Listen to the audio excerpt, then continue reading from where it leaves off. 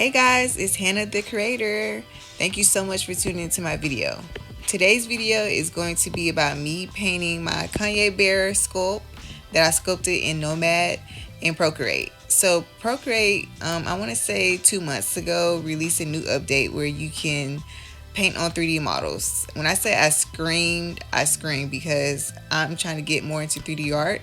So I'm like, oh my god, I have to try this out. So I sculpted this Kanye Bear in Nomad, imported it into Procreate, and I'm using a reference image of an old art piece I did. This is my inspiration. My old art piece I did of this Kanye Bear, of Kanye 808's Heartbeats. Where are my Kanye fans? So yeah, so right now I'm just coloring the 3D model. It was very easy. I tried to name all my layers, and I tried to group, as you can see, the pieces, but not group them too much because I do like how I separated some of them. So when I colored them, they won't like go onto the other model, if that makes sense. For example, right now I'm doing his suit, and since I have that like grouped together and I have the heart separated, when I'm drawing on the suit, I'm not getting on the heart that's wrapped around him. So yeah, so like I said, if you're familiar with Procreate, then coloring on 3D models is just the same. I like this more because, it's 3D and I could turn, him around doing the backside.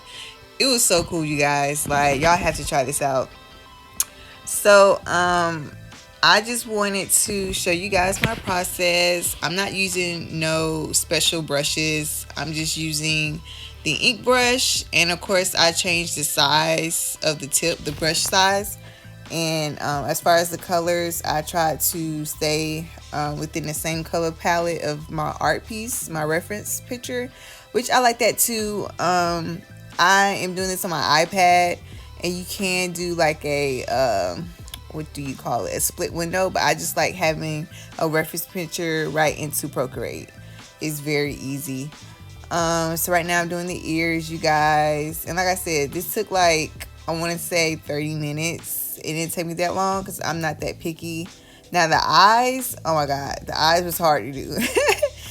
I did this art piece like a long time ago, so I'm like, how did I do his eyes like that? So you see me trying to like, mimic his eyes again. It was kind of hard, but I kind of got into the groove of it. So part two, you guys, let me know if you want a part two. The part two is I'm going to try to export this as an AR on using Adobe Aero.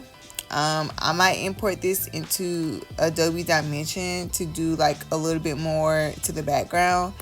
As you can see in my reference art, it's like I have like shapes behind him. So before I export it into like the real world and do like an XR experience, I want to do a little bit more to him. So making like a background behind him. So let me know, guys, if you want a part two.